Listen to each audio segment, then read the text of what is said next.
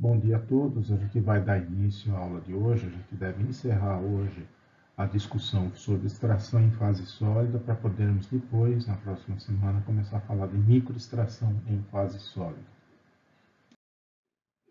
Na aula passada, a gente discutiu, começou a discussão de solventes para SPE, a gente discutiu solventes baseados em fases estacionárias para HPLC, solventes onde o principal mecanismo envolvido é a partição. Hoje a gente vai encerrar a discussão de solventes, falando dos adsorventes inorgânicos, orgânicos, trocadores iônicos, solventes modo vistos, outros solventes de alta seletividade. Acho que foge um pouco do escopo aqui da disciplina, um tópico um pouco mais avançado. A gente vai se restringir aos adsorventes inorgânicos e orgânicos. Dentre os adsorventes sólidos, alguns inorgânicos e outros inorgânicos, nos adsorventes inorgânicos, a gente tem duas grandes famílias que respondem pela maior parte das aplicações em SPE. A primeira delas é dos carvões grafitizados. Como a gente já discutiu na introdução dessa disciplina, a gente falou bastante dos adsorventes baseados em carbono, dos carvões ativos, Eles consistem em materiais, obviamente, como o nome diz, à base de carbono, grafites, que podem sofrer diversos tratamentos para aumentar a área específica. As propriedades sortivas desses carvões grafitizados usados em SPE são muito variáveis, vão depender da porosidade do material em questão, da área específica, que é relacionada à porosidade, tamanho de partícula, presença de heteroátomos, grupos fenóis, acetal, quinona, lactonas, peróxidos, que aumentam a polaridade do meio, e podem gerar desde solventes bastante hidrofóbicos na ausência desses grupos, até compostos hidrofílicos e mesmo carvões trocadores de íons. Então a gente pode ter, se você tiver grupos fenólicos presentes na superfície do carvão, proveniente, por exemplo, de oxidação combinada de hidrólise, existem várias estratégias para você modificar a superfície do carbono e colocar esses grupos aí, tornar eles mais molháveis, tornar eles mais ácidos. Ele é um trocador acídico, um trocador de íons acídicos. Ele pode também ser um trocador de íons alcalino, pode ter propriedades doadoras, receptoras de prótons, em muitos casos. Então, é muito versátil, são muito versáteis os carvões iônicos, os carvões para a SPE. Essencialmente, como as interações são muito fortes, geralmente as interações soluto-sítio adsorvente são bem intensas, difíceis de quebrar, muitas vezes elas são irreversíveis. Então, assim como outros tipos de adsorventes inorgânicos similares, eles são mais usados para clean-up de um extrato, por exemplo, extrato de extração líquido-líquido, um extrato de extração líquido-sólido, que tem macromoléculas, tem moléculas polares, que você quer remover, você quer limpar elas do extrato adicionais posterior, você passa por uma coluna de carvão de outro material que vai absorver eles irreversivelmente. Depois você lava com um solvente que só solta o analítico. Dois tipos de carvão ativo são empregados mais largamente. Os negros de fumo grafitizados, negro de fumo é aquela cinza de combustão incompleta de materiais orgânicos, que depois é tratado, é um material bem hidrofílico, pela forma como ele é tratado, esses carvões negros de carvão grafitizados. Eles podem reter analitos hidrofílicos, portanto, analitos solúveis em água, e são suscetíveis a tal da absorção irreversível muito facilmente. Então, eles podem ser mais úteis numa análise de, por exemplo, compostos pouco polares, compostos hidrofóbicos, para remover contaminantes hidrofílicos, proteínas, esse tipo de coisa. Os nomes comerciais só é Carbopac B, Envicarb, Carbograf, Carbograf 1.4, Strata GCB, tem um monte de nomes comerciais. Aparentemente os fabricantes vão jurar por Deus que é tudo diferente um do outro, mas tudo a mesma coisa, são negros de fumo grafitizados e geralmente um substitui o outro em aplicações. Existem também os tais carvões porosos grafitizados, porous graphitized carbons, O principal nome comercial desse material é Hypercap. São estruturas cristalinas com muito pouco substituinte aqui, que retém tanto analito hidrofóbico quanto hidrofílico. Então já é um material mais para uso genérico, uso geral em SPE.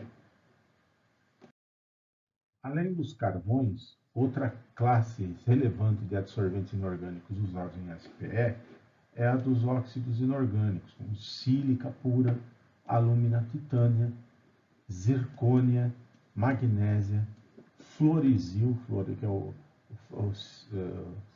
silicato de magnésio sintético. Eles tendem a reter muito fortemente compostos de hidrofobicidade, acidez e basicidade variável e também, às vezes, irreversivelmente. E assim como os carvões, mas talvez de forma mais marcante, eles são mais úteis em cleanup, por causa dessa tendência de adsorção irreversível. Então, o que absorve neles acaba ficando. Então, eles são melhores para você limpar uma amostra, limpar um extrato, antes de um processamento posterior, de uma concentração por evaporação, por outro procedimento, do que para isolar um analítico para ser depois dissolvido e canalizado, para remover lipídios, ácidos úmicos, todas as moléculas grandes que atrapalham a nossa vida. De longe, os mais usados deles são os óxidos, né? A sílica, a alúmina, a titânia, que são materiais hidrofílicos, alta porosidade, e podem atuar também como trocadores de íons, receptores de prótons e elétrons. Dentre esses, talvez o mais popular em SPE são as terras diatomáceas. Terra diatomácea, isso aqui tem uma foto, né, uma paisagem, um mineral, a terra diatomácea. É um fóssil, vocês estão vendo aqui essa faixa branca aqui. Isso aqui é uma camada de sedimento fossilizado de um corpo d'água do período paleozoico, né? O sedimento, que é um sedimento basicamente orgânico, que são micro-organismos que vão se depositando no fundo, aquilo vai acabar sendo soterrado. A pressão, temperatura, pode levar a vários resultados, dependendo da idade e das condições. A maior fonte de petróleo são esses sedimentos aqui orgânicos, que sofrem de diagênese, sofrem uma série de processos, ou então pode ter simples fossilização, a fração orgânica vai embora e é convertida, as células, né, os micro-organismos são convertidos em sílica fóssil, né? Então a gente vê aqui uma célula, né, um plâncton paleozoico que virou uma partícula de sílica com porosidade assim bem controlada, pureza razoável, né? Esse material aqui é coletado, é purificado e é usado, dentre outras aplicações, extensivamente usado na indústria, né? O nome comercial dele é Celite, um sinônimo comercial. Ele também pode sofrer purificações adicionais, ser usado como absorvente em química para SPE e para outras aplicações, né? Os nomes com que são comercializados é Cromosorb G, Cromosorb W, Cromosorb P, NECTSEP, Chemelut, Strelut, Chromabond, XTR, um monte de nomes comerciais, não vou entrar em detalhe. Todos eles são materiais à base de terra diatomácea, que foi minerada, tratada, purificada, misturada com aditivos, e é um adsorvente à base de sílica. E além dos adsorventes inorgânicos, existem também os adsorventes orgânicos, geralmente materiais poliméricos, e os mais populares são copolímeros, estireno, divinilbenzeno, as chamadas resinas PS-DVB, DVB, como o pessoal fala coloquialmente, né, divinilbenzeno. Elas são geralmente sintetizadas de forma a formarem partículas porosas, são macroreticulares, ou seja, você tem cadeias, né, de estireno, divinilbenzeno, bastante mal ordenadas, formando um retículo macroscópico, e têm propriedades interessantes como solventes. Elas têm uma seletividade muito similar à da sílica C18. Então, o que você consegue extrair com sílica C18, você consegue extrair com um absorvente à base de resina poliestireno de vinilbenzeno. Só que elas não têm limitação na faixa de pH para uso. Você pode usar praticamente qualquer pH. Sílica não, né? Qualquer material à base de sílica, nua ou funcionalizada. pHs muito elevados, você vai ter destruição do esqueleto de sílica, vai ter a sua dissolução. pH muito baixo, no caso de um material modificado, você vai ter destruição do filme orgânico na superfície. Eles retêm bem análitos hidrofóbicos, como seria de se imaginar pela estrutura, bastante forças de dispersão por causa dos anéis benzênicos, e também retém análitos hidrofílicos de forma mais pronunciada do que na sílica C18, por causa das interações pi-pi desses anéis aromáticos que vão estar na superfície da sílica e moléculas insaturadas. E, além do que, por causa das forças de dispersão apreciáveis que tem aqui. Então, tem um monte de materiais baseados em resina polistireno de vinilbenzeno para uso em ciência de separação, de um modo geral, e como um adsorvente para SPE de forma mais específica.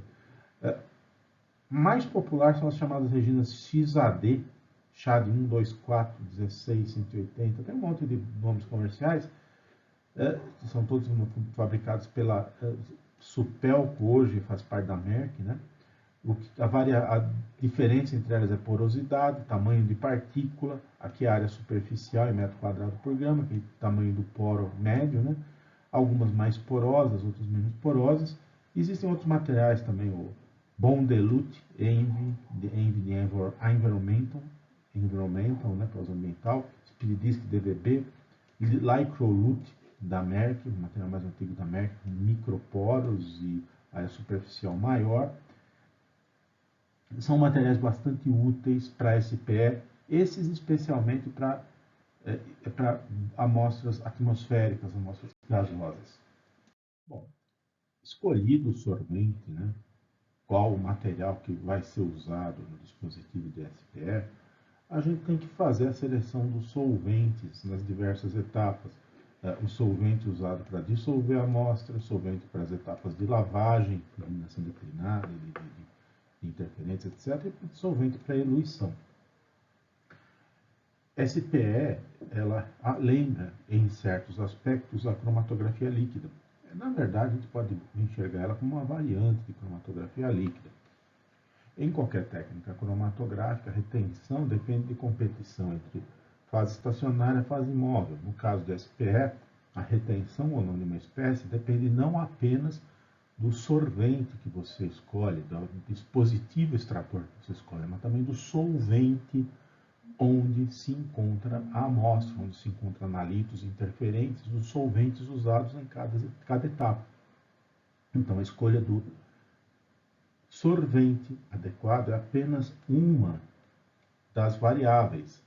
A escolha do solvente, ou dos solventes, na verdade, é fundamental para o sucesso do procedimento. Supondo que a gente esteja usando uma fase estacionária, um sorvente similar àqueles usados em cromatografia líquida, um sorvente que seja tipo C18, C8, o mecanismo de extração envolvido vai ser partição. No absorvente sólido será a adsorção. O raciocínio que a gente está usando aqui se aplica do mesmo modo.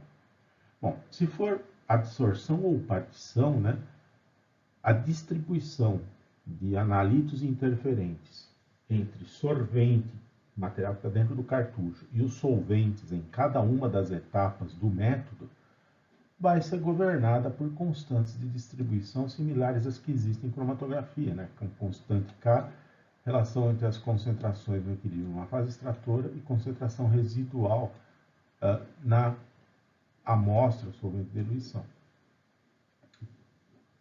Como a constante, essa constante é função da afinidade da espécie considerada como sorvente e da espécie considerada como a matriz da amostra, o solvente usado para dissolver a amostra, então a gente, como já mencionado, precisa escolher de forma adequada tanto sorvente quanto solvente.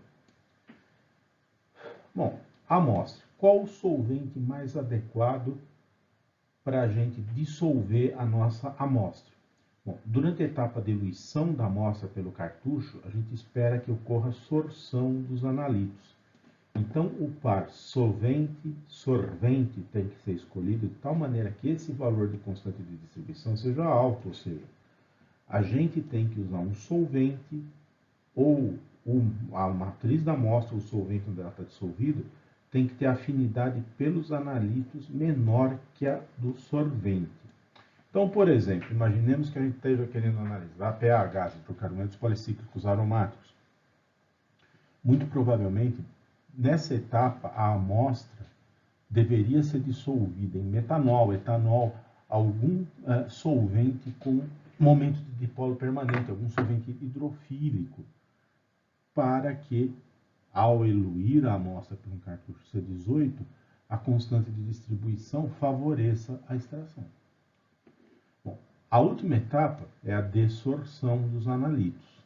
Então, a gente passou o eluente, passou a amostra pelo cartucho, os analitos ficaram presos.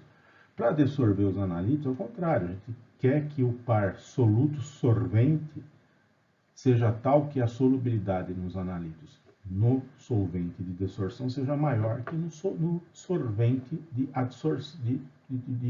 de retenção, no material da resina. Ou seja, uma constante de distribuição baixa, um solvente com maior afinidade pelos analitos que o sorvente. Então, nesse caso dos pHs, provavelmente um solvente menos hidrofílico, mais hidrofóbico, iria ser favorável. Bom, essa é a etapa inicial. A gente quer que os analitos fiquem presos, e a etapa final, a gente quer recuperar os analitos. Etapas intermediárias de cleanup, obviamente, né, a gente tem que ter dessorção apenas dos interferentes, não dos analitos. Então, a gente tem que escolher solventes com polaridade, hidrofobicidade, capacidade de doação, recepção de prótons, nêutrons, elétrons, etc., tal que eles tenham mais afinidade pelos interferentes do que pelo analito. Você só arraste os analitos. Bom, como que a gente faz isso? Existem várias abordagens sistemáticas para a gente escolher um solvente para cada etapa. Um artifício que ajuda a gente a sistematizar os solventes conhecidos para poder selecionar quais seriam os mais adequados em cada etapa são as chamadas séries helotrópicas. Séries helotrópicas são listas onde solventes são ordenados em ordem crescente de polaridade, hidrofobicidade, hidrofilicidade, medida, né, por algum critério, né? Existem várias formas da gente definir isso. Simples momento de dipolo da molécula não é interessante, não é um negócio que muitas vezes é conveniente, né? São critérios mais sofisticados que são usados. Essas séries são tabeladas, são tabuladas, e você consulta elas como auxiliar, como roteiro na seleção de solventes mais ou menos hidrofílicos, hidrofóbicos, mais ou menos polares. Né?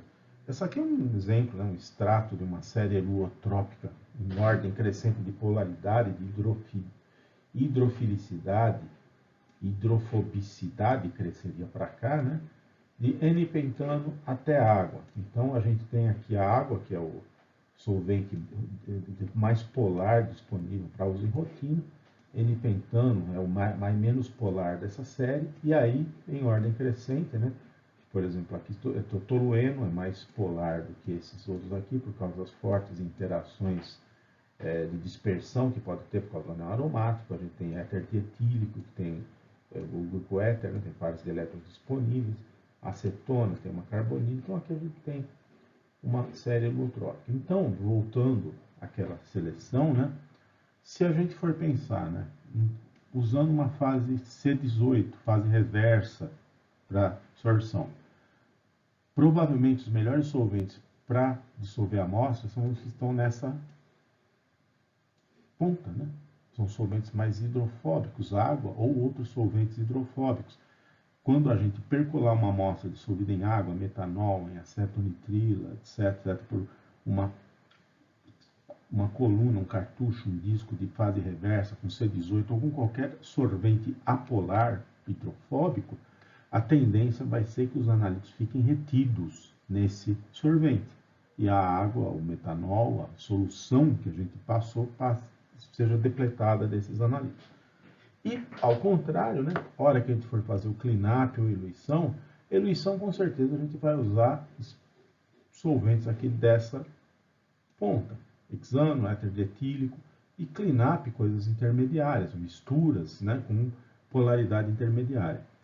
Quando a gente usar adsorventes ou fases normais, como uma fase ciano, uma sílica ciano, ou qualquer coisa mais polar, aí a gente inverte o raciocínio. A amostra tem que ser dissolvida em um solvente hidrofóbico, dessa ponta aqui, e a eluição final com solventes aqui da ponta hidrofílica e intermediários nas diversas etapas.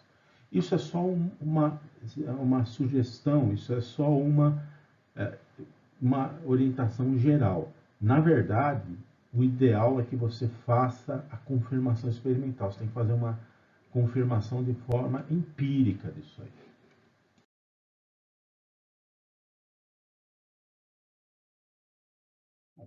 Tendo sido selecionado sorvente e solventes diversos, né, resta a gente selecionar qual tipo de dispositivo a gente vai usar. A gente falou de vários formatos diferentes, disco, cartucho, um monte de alternativas diferentes. De modo geral, né, dentre outros, o que a gente vai ter de considerar é a capacidade retentiva do dispositivo. Quanto que ele vai reter do analito que lhe interessa ou do interferente que você quer remover. Bom, essa capacidade retentiva de um determinado dispositivo depende primeiro e principalmente da massa de sorvente no dispositivo. Obviamente, quanto mais sorvente tiver, quanto mais fase extratora tiver no dispositivo, mais capaz é de reter, maior a massa de analito que ele consegue reter. Obviamente, se você tentar usar um dispositivo com uma massa excessiva, um dispositivo grande demais, você vai ter problemas, né? Que a gente vai discutir ainda agora, né? Já agora. Tem que ser considerado, obviamente, a afinidade do sorvente pelo analito interferente, pelo que você vai reter. Então, você tem que levar isso em consideração também, óbvio. O volume de amostra que você vai processar, então, é algo que vai influir, a gente já vai falar sobre isso aí. E também sobre as impurezas, a concentração e natureza das impurezas, principalmente adsorventes, né? Em adsorventes, o princípio geral qual que é? Você retém analitos por sorção sob sítios ativos. A adsorção tem um aspecto importante relacionado a isso. Cada sítio ativo individual retém uma molécula, seja de analito, seja de interferente, seja lá do que for. Ou seja, a capacidade de extração de uma determinada massa de sorvente é limitada pela quantidade de sítios ativos disponíveis. Se você tiver uma amostra muito carregada com impurezas altamente absorvidas, elas podem competir com o analito por sítios ativos e você tem uma retenção deficiente. Isso seria muito importante, por exemplo, se você otimizar o seu método com um tipo de amostra e aplicar uma outra que seja mais suja, entre aspas. Por exemplo, você otimiza um método lá para água superficial, para água de lago, água de rio, e vai tentar aplicar ele para águas residuais, para água de pântano, para água de esgoto, para água de mar, porque são matrizes com concentrações muito maiores de impurezas. Então você pode ter problemas aí. Se você usar um cartucho ou um disco com massa de sorvente deficiente, né, você vai ter vários problemas. Você vai sobrecarregar o cartucho, tem um rendimento de extração baixo e baixa reprodutibilidade. Isso é mais ou menos óbvio.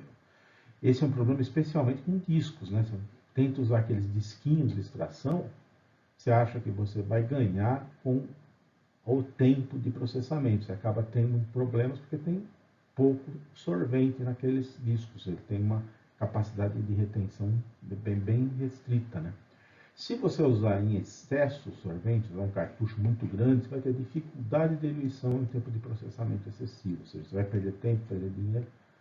Não vale a pena isso. A regra geral é que a capacidade média que um leito de SPE tem para reter qualquer coisa, analitos, interferentes, tudo, é de cerca de 5% da massa de sorvente ali contida. Quer dizer, um cartuchinho com 100 miligramas de sorvente vai conseguir reter aproximadamente 5 miligramas de analitos e ou interferentes. Então a gente tem que levar isso em consideração quando a gente vai selecionar um cartucho, um disco para SPE. Um aspecto que nem sempre é óbvio quando a gente lida com SPE é o chamado breakthrough ou percolação, saturação do cartucho. É um fenômeno que acontece porque os cartuchinhos da SPE, os discos também, até de forma mais pronunciada, eles na verdade são microcolunas de cromatografia líquida. Então o fenômeno que está acontecendo lá dentro é muito parecido com cromatografia líquida.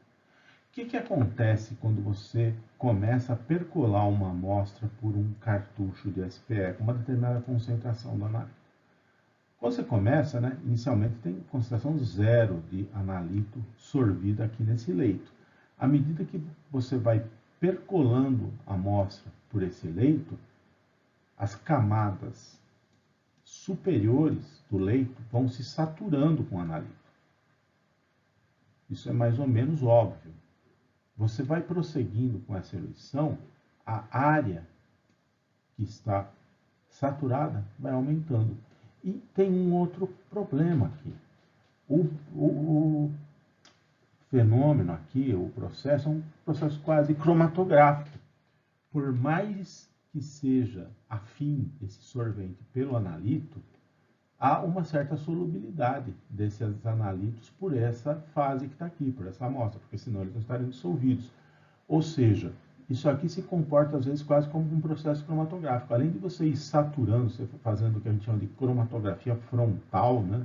Uma modalidade de cromatografia abandonada hoje, né? Você também vai ter eluição de verdade. A banda saturada aqui, ela vai sendo arrastada pelo próprio solvente da amostra, por mais que seja adequado esse solvente, por menor que seja a solubilidade do analito nele. A velocidade com que essa banda é arrastada vai depender do tamanho do cartucho, da velocidade do fluxo de fase móvel, ou seja, você também tem que considerar o fluxo de fase móvel, a velocidade com que você percola a fase móvel. Não é óbvio isso aí, a gente pensa muitas vezes no cartucho de SPE como se fosse um sumidouro, um zero sync, um negócio que você joga a amostra lá dentro, independente de velocidade, do fluxo, em qualquer outra condição, todo o analito fica preso, fica grudado lá dentro. Não é bem assim.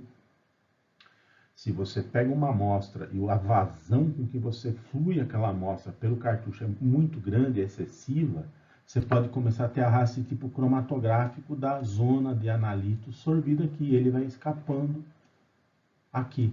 Mesmo que isso não ocorra, vai havendo saturação, né, do leito cromatográfico e chega uma hora que o material que escapa aqui, o solvente que escapa aqui, que deveria ser só o solvente que estava a amostra depletado do analito, começa a ter concentrações crescentes de analito que conseguiu escapar do cartucho. A gente define um parâmetro chamado volume de breakthrough com base nessa concentração. Então, eu começo a eluir lá a amostra pelo cartucho e meço aqui, monitoro o solvente que vai passando aqui, se existe analito presente. Até certo ponto é zero, tudo fica preso. Aí chega uma hora que começa a conseguir escapar analito pelo cartucho, seja por um processo cromatográfico de arraste, seja por simples saturação. Quando a concentração do analito no eluato aqui do cartucho chega a 10% da concentração original, você chegou no chamado volume de breakthrough. Esse seria o volume máximo de amostra processável por aquele cartucho, para aquela amostra, para aquele analito, naquela concentração. Você quer que a amostra, que o volume de amostra que você processa seja o maior possível. Por quê? Porque aí você consegue um fator de pré-concentração altíssimo. Se você conseguir terminar com 1 ml de extrato, se você pegar 1 litro de amostra e conseguir passar pelo cartucho, depois diluir com outro solvente, transformar em 1 ml de extrato, você concentrou o seu analito, se teve 100% de recuperação em todas as etapas, 1 milhão de vezes. Isso é um negócio fantástico, mas nem sempre isso é possível. 1000 vezes, desculpa, nem sempre isso é possível, por causa do fenômeno do breakthrough. Então, quando você desenvolve um método de SPE, é interessante checar se o volume de amostra que você está usando, na vazão que você está usando, e a vazão tem que ser controlada por causa disso, não atinge o breakthrough. Isso é fácil fazer. Isso geralmente você coleta o solvente que sai quando você permeia a amostra, vai coletando e dá um jeito de monitorar a concentração de analito lá dentro. Finalmente, né, a gente tem duas formas principais de operar em SPE. Tudo que a gente falou aqui até agora, a maior parte, né, foi manual, né? Você faz operação manual. O processamento da amostra, separação cromatográfica ou outra modalidade de análise que você vai usar posteriormente são conduzidas separadamente. Você vai operar amostra a amostra, ou em lote, com aqueles manifolds, mas só que são etapas separadas. Você obtém o extrato, depois vai para o seu cromatógrafo, para o seu espectrógrafo, para o espectrômetro. Existe também a operação online, um negócio que a gente não chegou a mostrar aqui, mesmo aquela operação automatizada que a gente mostrou, não chegava a ser online diretamente, você extraía e depois injetava. No mesmo equipamento você tem o dispositivo de extrasampling, NAP, eluição e o cromatógrafo. Geralmente isso é feito mais com cromatografia líquida, por quê? Óbvio, né? O extrato em SPE é líquido, então está geralmente em um solvente, uma solução dos analitos lá em um solvente. Isso já é diretamente compatível para injeção em HPLC. É bem prático, óbvio, né? Você pode fazer uma operação sequencial, automatizada, e claramente é algo que é muito conveniente para a rotina analítica, para procedimentos de rotina, embora implique um custo bastante elevado de equipamento e implique um gerenciamento muito inteligente do laboratório, dos sistemas, porque você tem que ter formas de monitorar o que está acontecendo. Você monta um sistema online, programa para analisar 200, 300, 500 amostras sequencialmente, descobre que na 20ª amostra teve um problema na coluna e perdeu lá 2, 3 dias de trabalho. Então isso não é aceitável. Então é algo que é interessante para a rotina, mas depende de custo, depende de implementação de equipamento com alto custo e tem que ter um gerenciamento bom. Bom, SPL, o que a gente podia falar era isso, né? A gente não tem como entrar em grande detalhe sobre todas as técnicas, por mais importante que cada uma delas seja individualmente. A aula que vem a gente vai começar a encerrar esse curso, vamos falar de microextração em fase sólida, depois a gente vai falar um pouquinho das técnicas para análise elementar e encerramos o curso. Então, por hoje a gente encerra.